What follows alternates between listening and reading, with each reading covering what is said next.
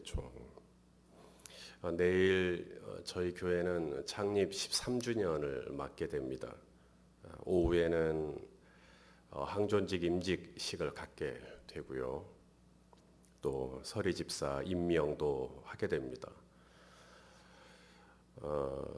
이 교회가 우리 성도님들에게 직분을 주는 까닭은 성경에서 그것을 말씀하고 있기 때문에 그렇습니다.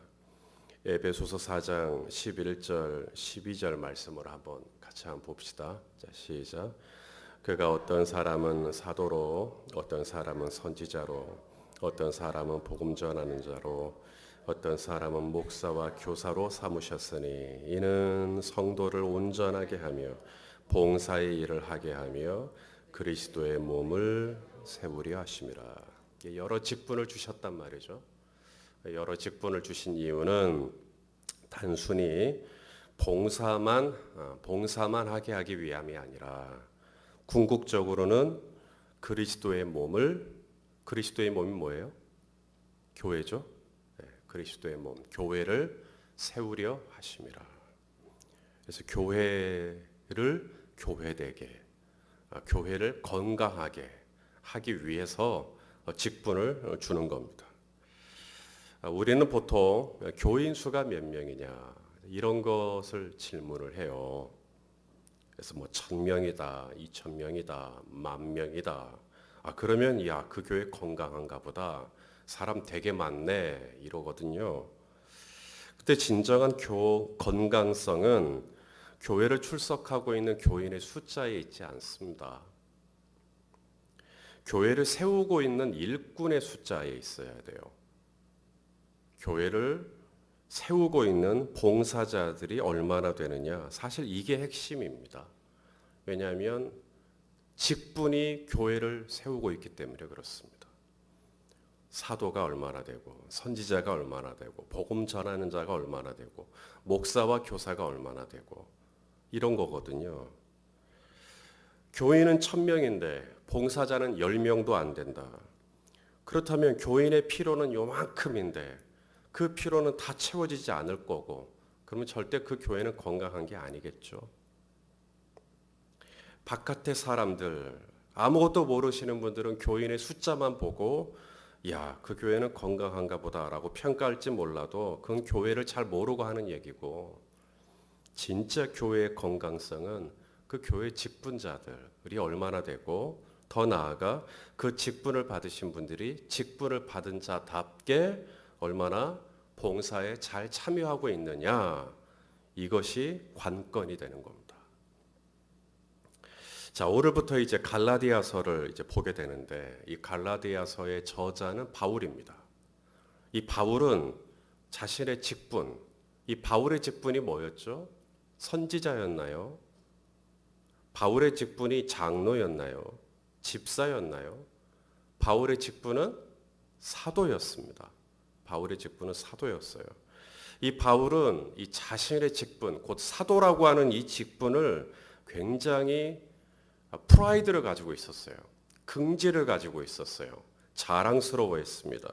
이유가 뭔가 1절에서 그 이유가 나옵니다. 왜 그렇게 자신의 직분에 대해서 프라이드를 가지고 있는지, 자, 1절 같이 보겠습니다. 시작. 사람들에게서 난 것도 아니요, 사람으로 말미암은 것도 아니요, 오직 예수 그리스도와 그를 죽은 자 가운데서 살리신 하나님 아버지로 말미암아 사도된 바울은, 자신이 사도가 됐다. 바울이 자기 자신이 사도가 된 게 사람이 시켜서 혹은 사람이 맡겨서 자기가 사도가 된 게 아니라 오직 예수 그리스도와 그랬어요. 오직 예수 그리스도와. 이 말은 누가 시켜서 사도가 됐다는 거예요? 예수님이 시켰고, 누가 맡겼다는 거예요?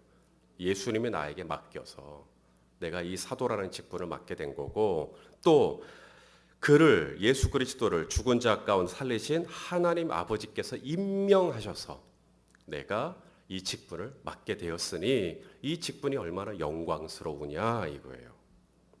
이게 사람으로 말미암은 게 아니라, 어느 조직이나 단체로 말미암은 게 아니라, 이것이 누구로부터 왔다고요? 성자 예수 그리스도, 성부 하나님으로부터 왔다. 이렇게 보는 겁니다. 그러므로 사람이 시킨 게 아니니까, 또 어느 단체 하나 조직이 나에게 준 게 아니니까 내가 오직 이것이 예수 그리스도와 하나님으로부터 왔기 때문에 내가 누구에게 충성해야 되냐고요. 분명해지죠. 내가 누구에게 충성해야 돼요? 예수 그리스도, 그리고 하나님 아버지, 그분에게 해야죠. 맞습니까? 예. 사람이 시켰다. 사람이 나에게 이 직분을 줬다. 그러면 사람에게 충성해야죠. 근데 하나님이 시켰다. 하나님이 나에게 이 직분을 줬다. 그럼 하나님께 충성해야 합니다. 그것이 10절이에요. 오늘 본문의 10절. 자, 우리 10절 말씀도 또 봅시다. 시작. 이제 내가 사람들에게 좋게 하랴. 하나님께 좋게 하랴. 사람들에게 기쁨을 구하랴. 내가 지금까지 사람들의 기쁨을 구하였다면 그리스도의 종이 아니니라. 여러분, 이 말씀을 오해하면 하나님께만 충성한다는 명목으로 사람들에게 함부로 하고, 사람들을 무시하고, 이 사람들을 무례하게 하고, 그 말 아닙니다. 그렇게 해도 된다는 뜻 아닙니다. 하나님께 충성하는 그리스도의 종, 하나님을 기쁘시게 하는 그리스도의 종, 이 그리스도의 종으로 산다는 게 뭔가 두 가지인데요. 첫째는 오직 하나님을 기쁘시게 하는, 오직 하나님을 기쁘시게 해드리는 것, 이것이 그리스도의 종이라는 겁니다. 내가 사람들에게 좋게 하랴, 하나님께 좋게 하랴. 내가 지금까지 사람들의 기쁨을 구하였다면 그리스도의 종이 아니다. 그러니까 그리스도의 종은 사람들의 기쁨을 구하는 사람이 아니라 누구의 기쁨을 구하는 거예요? 하나님 기쁨. 그래서 하나님이 기뻐하시면 되는 거예요. 그게 그리스도의 종입니다. 이 일을 하면 목사님이 좋아하실까? 이 일을 하면 사람 누가 기뻐하실까가 아니라 이 일을 하면 하나님이 기뻐하실까? 하나님 기뻐, 하나님을 기쁘시게 하기 위해서 하는 겁니다. 그게 그리스도의 종입니다. 그게 사도라는 직분이고요. 우리에게 주신 직분이고요. 그래서 그리스도의 종에게 가장 중요한 가치는 하나님 아버지께서 기뻐하시는 것입니다. 하나님 아버지께서 기뻐하시는 것. 사람의 기쁨을 구하면요, 사람 앞에서만 잘하면 됩니다. 그 사람 보는 데서 열심히 하고, 그 사람 보는 데서 되게 그 사람 비유 맞춰주고, 그러면 그 사람 앞에 그 사람은 나를 보고 기뻐할 수 있어요. 왜냐하면 내가 그분을 맞춰주니까. 그런데 하나님의 기쁨을 구한다면 어떻게 살아야 될까요? 언제 어디서든 하나님 앞에서 사는 거죠. 하나님 앞에서. 그래서 누가 나를 본다, 누가 나를 안 본다 상관없이, 누가 나를 듣고 있다, 안 듣고 있다 상관없이 하나님 앞에서 사는 겁니다. 그래서 하나님의 면전의식으로 살아가서 정말 하나님 기쁘시게 하는 사람으로 살아가는 거죠. 그게 그리스도의 종이다. 지금 그 얘기를 하고 있는 겁니다.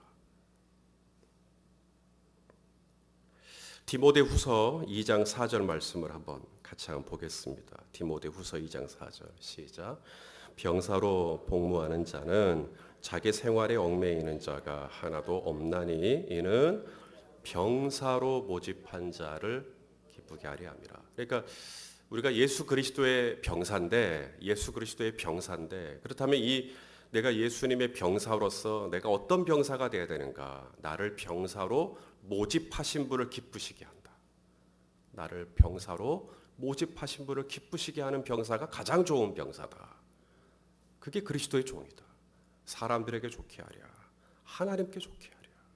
그래서 이 그리스도의 종의 우선순위는 하나님 기쁘시게 하는 겁니다. 하나님 기쁘시게. 그다음 두 번째, 그리스도의 종은요, 내가 하고 싶은 일을 하는 게 아닙니다. 그리스도의 종은 하나님이 시키신 일이면 충성하는 겁니다. 그게 그리스도의 종입니다. 사람들에게 좋게 하랴. 이 말 안에는 사람들이라고 하는 이 안에는 나도 들어가 있어요. 나도. 이게 사람들에게 좋게 하랴라고 할 때 다른 사람들에게 좋게 하랴는 뜻도 있지만요, 사람들에게 좋게 하랴 이 말은 나를 좋게 하랴라는 뜻도 들어가 있다 이 말입니다. 이게 내가 나를 좋게 하는 거죠.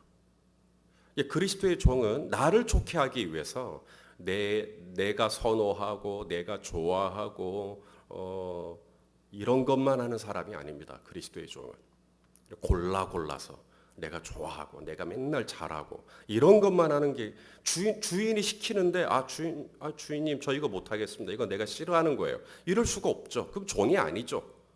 그리스도의 종은 뭐냐면 주님이 니느웨로 가라 그러면 니느웨로 가고 주님이 본토 친척 아비 집을 떠나라 그러면 떠나고 주님이 애굽으로 가서 고통받는 백성을 구원해라 그러면 구원하고 주님이 사마리아에서 사역 잘하고 있는데 너는 광야로 가라 그러면 광야로 가고 그게 그리스도의 종이에요. 그리스도의 종. 내가 하고 싶은 일을 하는 게 아니라 주님이 나에게 시키시는 일이면 아멘 하고 하는 게 그리스도의 종이에요.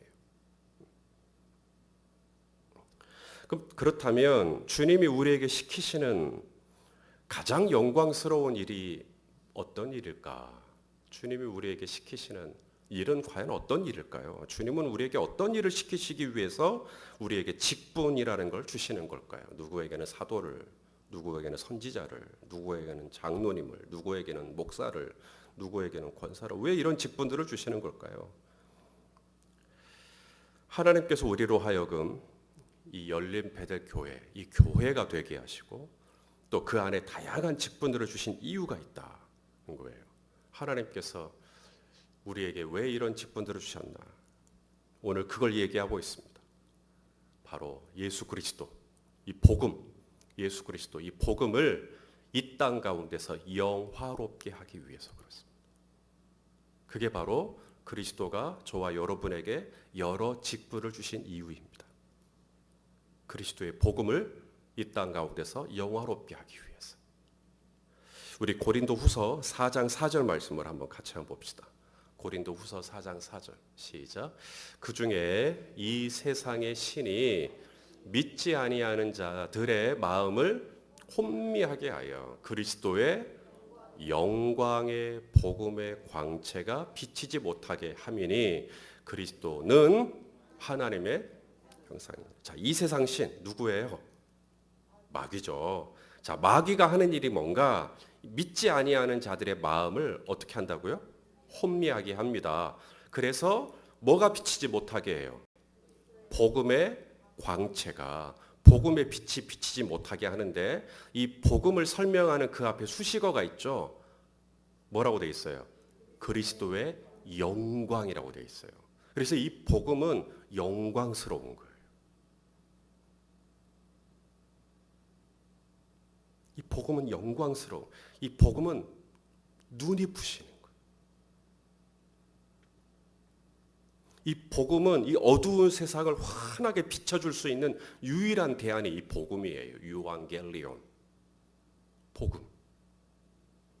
이 세상이 악하고 어두운 이유, 이 세상이 시간이 갈수록 점점 더 악하고 어두운 이유, 그것은 교회가 가지고 있는 이 복음의 광채, 이 복음의 영광, 이 광채가 점점 더 희미해졌기 때문입니다.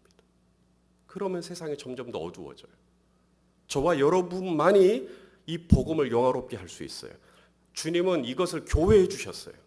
교회가 이 복음을 영화롭게 할 수 있어요. 세상의 어느 교육기관이 복음을 영화롭게 하겠어요? 세상의 어느 법원이 복음을 영화롭게 하겠어요? 세상의 어느 조직이나 어느 기관이 복음을 영화롭게 하겠어요? 이것은 오직 예수 그리스도를 구주로 고백하는 교회밖에는 이 복음을 주신 일이 없어요. 그래서 저와 여러분이 가지고 있는 이 예수 그리스도의 이 영광스러운 이 복음, 이것을 영화롭게 하기 위해서 누구는 복음 전하는 자로, 누구는 사도로, 누구는 선지자로, 누구는 목사로, 누구는 교사로 저와 여러분을 부르셔서 직분을 주시고 그래서 이 일을 하라고 저와 여러분에게 맡겨주셨다 이 말입니다. 빌립보서 1장 27절 말씀. 자, 같이 한번 봅시다. 시작. 오직 너희는 그리스도의 복음에 합당하게 생활해라. 이는 내가 너희에게 가보나 떠나 있으나 너희가 한 마음으로 서서 한 뜻으로 그다음 뭐예요? 복음의 신앙을 위하여 협력하는 것. 이것이 우리가 해야 할 일이에요. 우리에게 다양한 직분을 주셨지만 우리가 한 마음으로 서서 한 뜻으로 그다음 복음의 영광을 위해서 우리가 협력해야 돼요. 그래서 목사님은 목사답게 복음의 영광, 장로는 장로답게, 안수 권사는 안수 권사답게, 안수 집사는 안수 집사답게 이 복음의 신앙을 위해서 우리가 함께 협력하기 위해서 그래서 우리의 행실이 이 복음을 가리면 안 돼요.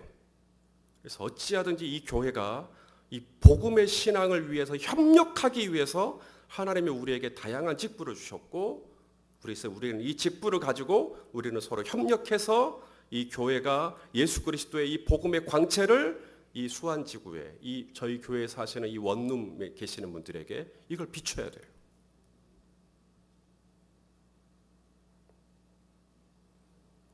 자, 갈라디아서. 이 갈라디아 지역에 있는 교회들의 문제가 뭔가? 이 갈라디아서는요. 갈라디아라고 하는 이름을 가진 개교회를 의미하는 게 아닙니다. 이 갈라디아는 어느 지역의 이름이에요. 그래서 갈라디아 지역에 있는 여러 교회에게 쓴 편지입니다. 그게 갈라디아서예요. 2절을 보시면 갈라디아 여러 교회들에게라는 표현이 나와요. 그래서 이게 좀 다른 서신하고 좀 구별되는 특징인데 갈라디아 주예요. 주 이름입니다. 그래서 갈라디아 주 안에 있는 여러 소아시아 교회들이 있어요.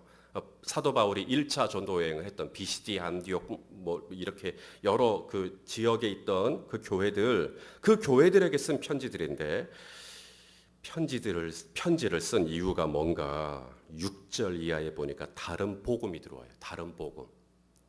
이 복음의 광채가 있는데 이 복음의 영광스러운 이 복음의 광채를 비춰야 되는데 이 복음이 이상해졌어요. 이 복음이 이상해졌단 말이에요. 그래서 6절에 다른 복음을 따르는 것을 내가 이상하게 여기노라. 다른 복음이 나와요. 7절에도 다른 복음은 없나니. 8절에도 저 끝부분에 가면 다른 복음을 전하면 어떻게 된다고요? 저주를 받을지어다. 9절에도 마찬가지예요. 누구든지 너희가 받은 곳에 다른 복음을 전하면 뭐예요? 저주를 받을지어다. 굉장히 세죠. 이 다른 복음이라는 이야기가 나와요. 그래서 갈라디아 지역에 있는 이 교회들의 문제는요. 복음이 있다는 거예요? 복음이 없다는 거예요? 응? 복음이 있어요. 예수 그리스도를 믿는 복음은 있습니다. 예수를 믿으면 구원받는다. 예수를 믿으면 천국 간다. 당신의 죄가 사함 받아야 당신의 죄가 사함 받을 수 있는 길은 오직 예수 그리스도를 믿는 길밖에 없다. 이 복음이 있다는 거예요? 없다는 거예요? 있어요. 있어요.